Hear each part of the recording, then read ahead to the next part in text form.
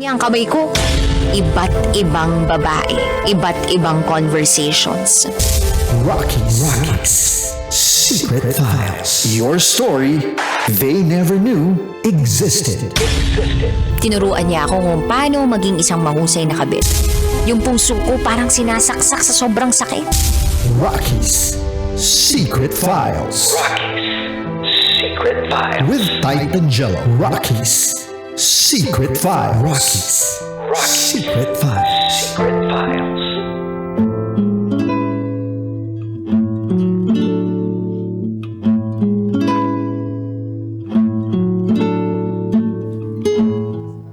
Good evening Luzon, Visayas, Mindanao, Metro at Mega Manila. Oras na muna natin sa buong kapuluan is already 10:13 PM po.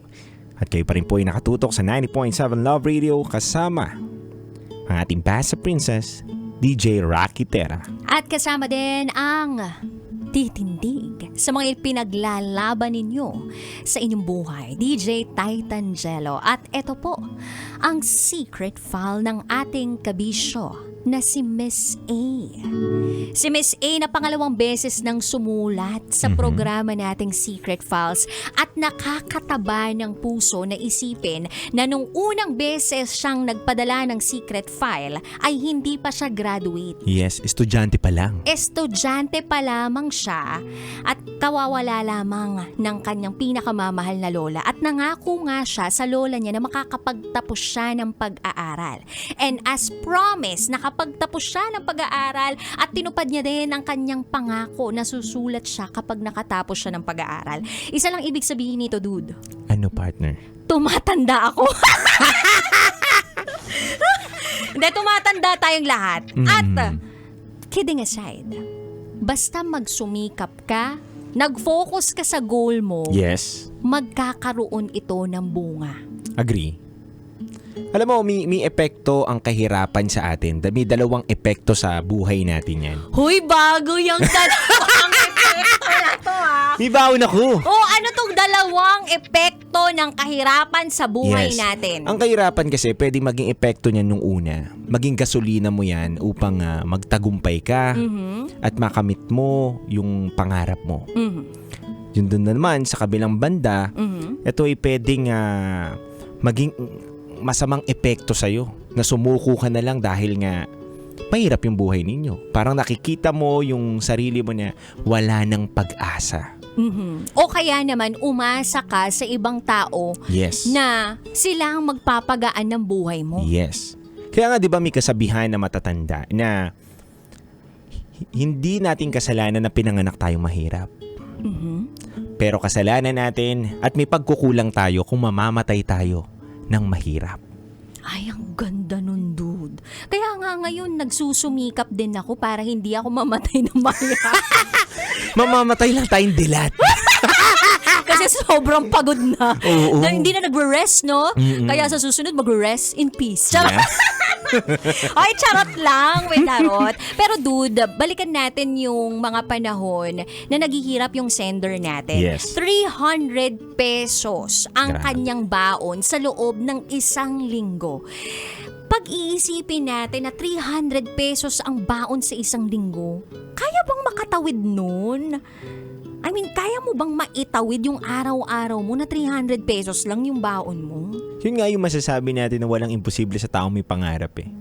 Lahat gagawin niya yan eh. Doon siya gagawa ng diskarte, doon na siya gagawa ng paraan upang mapagkasya niya yun. At dumaan din naman tayo doon eh. Lalo na ako, isa rin ako doon na dumaan doon sa ganung bagay ng buhay. So talagang gagawa ka ng paraan din para mapagkasya mo kung ano yung pang-araw-araw ninyo. At considering na nagbibigay pa siya ng pera sa mga magulang niya. Yes. Sobrang galing niya. At ngayon ay nasa ibang bansa na yung sender natin na si Miss A. Sabi niya magpapatuloy siya sa buhay. At sabi niya nga kung yung gabi-gabi ng buhay mo ay naiiyak ka, pakiramdam mo wala ka ng pag-asa, huwag ka mag-alala. Darating yung umaga na meron na namang panibagong yugto ang buhay mo, na tatahakin mo, na magbibigay sa'yo ng bagong pag-asa. At ang sarap sa pakiramdam, nagigising ka ng isang umaga na alam mo na lalaban ka sa buhay at alam mo na pwedeng gumanda ang iyong buhay. Basta marunong ka lang magtiwala. And speaking of tiwala, dude, ikaw ba nawalan ka na ng tiwala sa sarili mo? Hindi eh. Yun ang puhunan ko eh. Sa buhay. Pag nawalan ka ng tiwala sa sarili mo, ibig sabihin, binitawan mo na yung pinapangarap mo o pangarap mo. So, kailangan may tiwala. Ikaw dapat lagi magtitiwala sa sarili mo, hindi ibang tao magtitiwala sa'yo. Kasi kung didepende ka sa tiwala ng ibang tao, nag-fade yan eh, nawawala yan. Ay, oo. Pero yung tiwala mo sa sarili mo, dapat yun ang pinagtitibay mo. Totoo naman yan. And tiwala, duda, meron tayong katiwa-tiwala din na guest ngayong gabing ito. Makakausap. Oo, siya ay isang motivational speaker. Wow. Siya rin ay isang good Samaritan. Wow! And nag-empower din siya ng mga kababaihan at ng mga kabataan. Wow. Yes. Let's all welcome. Ganun talaga. Ganun ako to. Kasi ang social ng pangalan eh. Ano yan? Shania Faith Kabungkal, 21 years old. Hi, Miss Faith! Hi, DJ Rocky. Walang pumapasok na mic. Pwede na ako magparaya dahil ako, gentleman ako, pwede ko siyang paupuin dito. Ay, sige, duda. Hindi Oo. upo sa'yo, ah. Hindi, pwede rin. Hindi, kidding aside. Come here, Ma'am Faith, and relax ka lang dyan. At Parang gusto mong masahihin si Miss Faith, ah. Makakasuhan tayo dyan. Oo, totoo naman.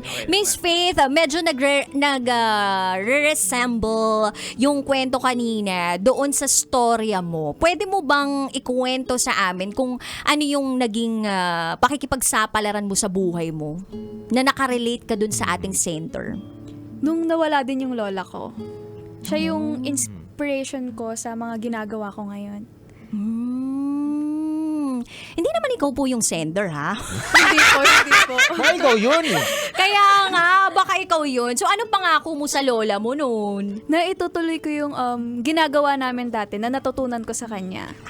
So, ikaw bilang isang motivational speaker and at the same time, nagnego-negosyo din nung ikaw ay bata, pwede mo bang bigyan ng magandang mensahe yung mga kabisyo nating estudyante din sa panahon ngayon, sa pagkakataong ito, kung ano yung pwede nilang magawa sa buhay bilang isang estudyante na dumidiskarte? Yes. Magtiwala lang, kagaya nga ng sinabi ni DJ Jello, magtiwala tayo sa sarili natin and start kung nasaan man tayo ngayon, hindi hadlang kung anong age natin or gender natin para gumawa ng malaking impact sa araw-araw. Sa community Yes, natin. sa community. Oo. So, talagang mag-start ka as young as possible. Ano bang ginagawa mo nung 15 years old ka, Titan Jello? Wala. Nanonood ako ng TV sa kapitbahay. Ikaw, Miss Faith. Nag-start na ako nun mag-business. Ay, may business. Business, Anong no? business yun? Yung coffee shop. Nagko-coffee shop at 15 years old. Dude, ako noon may kuto pa ako. Saan na ako bumili ng suka? Ganun. Bili ka suka. Aking sukle? Hindi. Ay, makakasama pa natin si Miss Shania Faith mamaya online, no? At talagang kabisyo, ibang klase din talaga ang pagpinuhunan natin yung sarili nating kakayanan. Yes. At nagtiwala tayo sa ating sarili. Tulad nung nangyari sa ating sender, tulad ng nangyari kay Titan Jello, at tulad ng nangyari kay Miss Shania Faith. Kaya naman, kabisyo, kung meron kang gustong ibahagi sa aming secret file, i-share mo na yan sa amin, raketera@gmail.com. Kami po ay magbabalik, kasama pa rin si DJ Raketera. DJ Titan Jello. At kayo'y nakatutok sa 90.7 Love Radio. Kailangan pa bang i-memorize yan? Basic. This is Miss A's Secret File.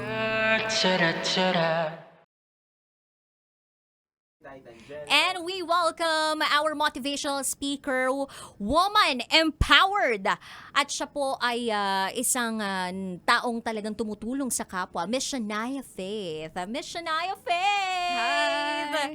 Alam mo, kanina, nung nagsasalita siya, parang sabi ko nga, parang na-humble to si Miss Shania Faith. Kahit na at a very young age, 'di ba, meron siyang negosyo, parang mararamdaman mo sa aura niya na talagang yayamanin, pero simple lang. So, kumusta naman muna? Kumusta muna ang life? Pwede ba kami umutang sa'yo? Charot! Sobrang okay naman. Maraming napagdadaanan, pero ginagawa kong motivation yung mga napagdadaanan na yun. Oo. Yung kanina sa sender natin, 'di ba? Sabi mo parang eto ay sumasalamin din at some point sa buhay mo, especially doon sa part ng nawalan ng lola. So, Yes. kumusta yung struggle between yung lola mo nawala tapos at the same time kailangan mong mag-aral, ganon? Yung lola ko kasi yung nagpalaki sa akin, so sobrang sakit talaga sa akin nun. And siya rin yung kasama ko. Siya yung nagturo sa akin tumulong. Mhm. Nung nawala siya, pinangako ko rin sa kanya na itutuloy ko yung ginagawa niya. So ano tong pagtulong na ginagawa mo, Miss Shania Faith? Ikaw ba ay pumupunta sa mga liblib na lugar para makapaghatid ng tulong? Yes. Ano-ano tong mga napuntahan mo na? Mga yung heart center, mga bahay ampunan, yung lalo na yung mga home for the aged, Mhm. yun. Kasi pag nakikita ko yung mga ngiti ng mga matatanda doon, Mhm. nakikita ko din yung smile ng lola ko. Ngiti ka nga dun. Ako din, apo. Kailangan ko rin ng tulong pinansyal. So ano yung hinahatid mong tulong? Like, nagbibigay ka ba ng mga regalo, ganyan? Or nagpapakain ka ba? Yes, mga foods, financial. Yun ang mga binibigay mo sa Yes. kanila. Ano yung pinaka hindi mo makakalimutan na experience mo sa pagbibigay ng tulong sa kapwa mo? Yung smile nila. Yung hindi mo makakalimutan yung ngiti nila. Yes. Ano yung nangyayari sa'yo kapag giningitian ka nila? Sobrang sarap sa feeling. Mhm. Nafe-feel ko pa rin yung parang presence ng lola ko kahit yung smile lang nila yung nakikita ko. Oh, wala ba nagsabi sa'yo na pwede bang iuwi na kita sa bahay? Ganon. Actually, meron. Talaga? Yes. Na mga lolo-lola? Opo, yung mga pinupuntahan ko. Mm, Sana doon na lang daw ako. ganyan. tina mo, iba yung naiisip ni Titan Jello. Bakit ka tumatawa, dude?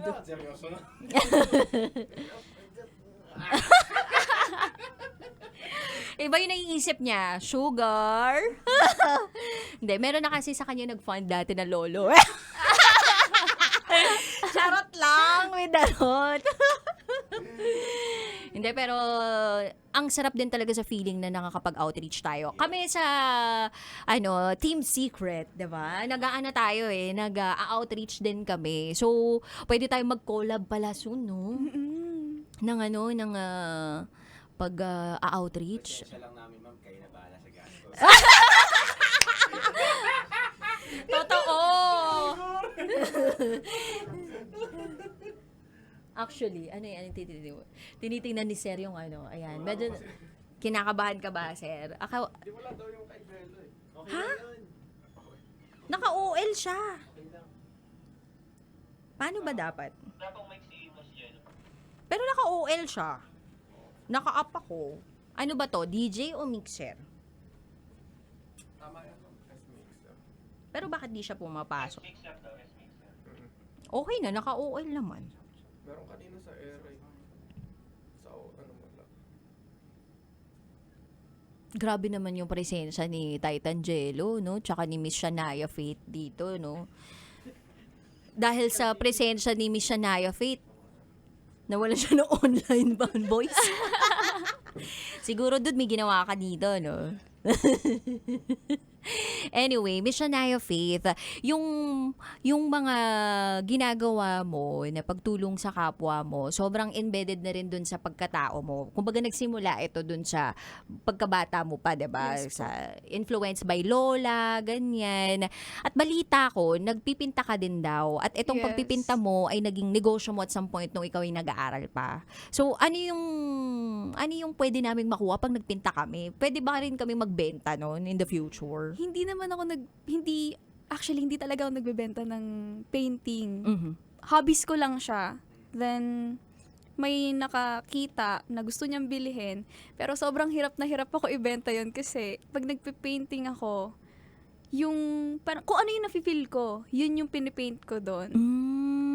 So meaning, hindi siya yung parang, okay, pintahan mo ako ng ganito. Hindi kliyente yung lalapit sa'yo. Kumbaga kung ano lang talaga yung nararamdaman mo. So, that means, hindi siya talaga bentable. Kumbaga, hindi siya sellable kapag puro feelings mo lang yung, pinipinta mo. So, kailan ka nakabenta talaga? Nung, yung nakabili nun ng painting ko, sobrang hirap niya talaga ibenta nahirapan talaga ako ibenta yon. Pero, gustong-gusto niya din eh. So, sabi Gusto ko, niya. sige, sinabi ko sa kanya yung meaning, ganyan. Tapos siya kanya Then, naunawaan. Nagpagawa ulit siya sa akin. Pero, nahirapan ako kasi, hindi ko na-feel yung painting. Kaya ang tagal niyang matapos. Kumbaga, commissioned. 'Di ba? Yung parang ang tawag doon is commissioned painting. Pag commission, parang hindi mo masyadong ma-connect yung sarili mo doon sa mismong painting. Pero Yes. kikita ka. Pero kapag yung sarili mo nagre-reflect doon sa mismong painting, self-expression, ganyan. Parang gusto mo na rin mag-paint ngayon. Di ba ikaw nagko-kolekta ka ng painting? Nagpa-paint pala si Titan Jello. Hindi yung nakikita si Titan Jello. Wala siya. Ayan! Nagpe-paint ka? Ano mga pinipinta mo dun? Depende. Ako naman dumidepende ako sa kulay. Ikaw? Meaning yung kulay sa akin. Pag pinaghalo ko ng kulay na ito, kakalabasan niya is ganitong yellow. So, may meaning sa akin yung yellow. Wow! Hindi ba Tsaka ihilang yun? paano siya hinagod? Kung paano hinagod yung May ganun din. Sige, next time.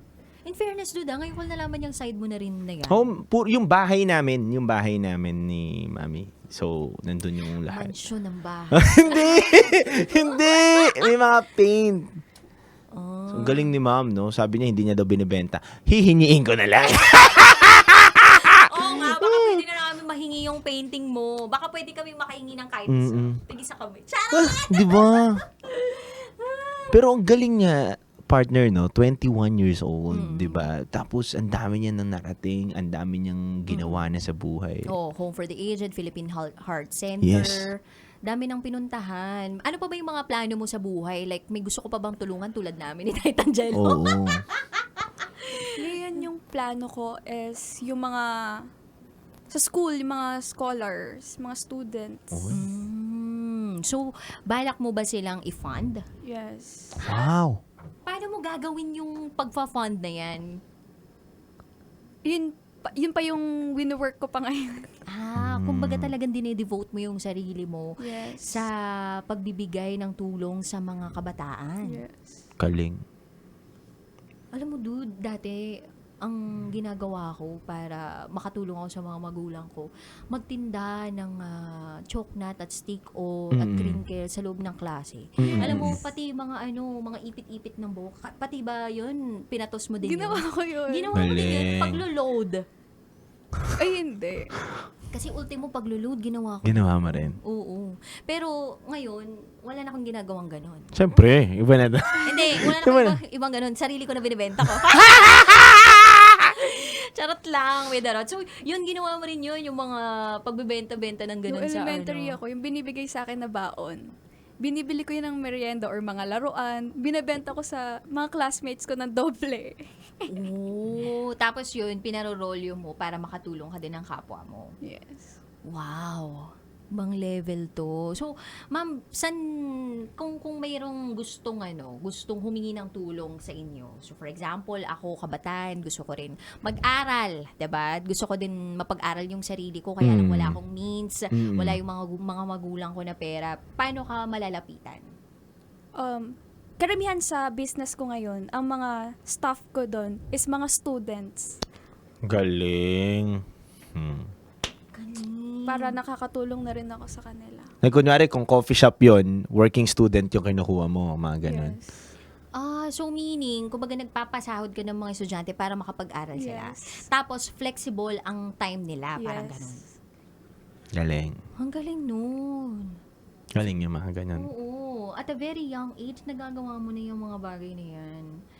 Amazing. Palakpakan natin si Miss Shania Faith. Grabe! syempre. And kung sakaling mag-a-apply ako, meron ka bang Facebook page na pwede naming i-PM para gusto ko pong mag-aral? Ganon. Yes. Shania Faith Kabungkal Official sa Facebook. Then sa IG, Shania Faith Kabungkal. And sa TikTok, Shania Official. Ayan. So once again, isa po itong panawagan sa mga kabataan out there, no. Kung sakali man na meron kayong pangarap sa buhay makapagtapos ng pag-aaral at gusto ninyo na talagang hindi matapos yung buhay ninyo sa pagiging estudyante lamang. Tama. No? Gusto niyo talaga na makagraduate, gusto niyo kumita ng pera, matulungan ng inyong pamilya. Maraming mga taong pwedeng tumulong sa inyo. At isa na dun sa mga taong pwedeng tumulong sa inyo ay si Miss Shania Faith Kabungkal na siyang pwedeng mag-hire sa inyo bilang staff niya sa coffee shop. Yes. Ayan. At marami pa siyang outreach programs. May mensahe ka ba sa mga kabisyo natin nanonood ngayon? Huwag tayong matakot na sumubok. Mas maganda na umpisahan natin habang bata pa tayo dahil yung failure hindi natin yan may iwasan. At yun yung gagawin nating lesson para sa mga susunod pa nating pagsubok. Ayun. Failure shouldn't stop us from moving forward sa Yes. buhay natin. Amen. Anyway, maraming salamat, Miss Shania Faith! Thank you so much. Woohoo! Galing, no? Ayan, sana na-empower kayo, kabisyo, at sana na-inspire kayo sa ating secret file sender na si Miss A at ang ating special guest for this very special episode ng ating secret files na si Miss Shania Faith. Once again, kami po ang inyong kasama 9 p.m. up until 12 midnight kasama ang titindig sa pinaglalaban ninyo, DJ Titan Jello. At syempre, ang nag-iisang Bass of Princess, DJ Rocky Terra. At kayo nakatutok sa 90.7 Love Radio. Kailangan pa bang i-memorize yan? Basic! Metro's #1 Love Radio. Basic!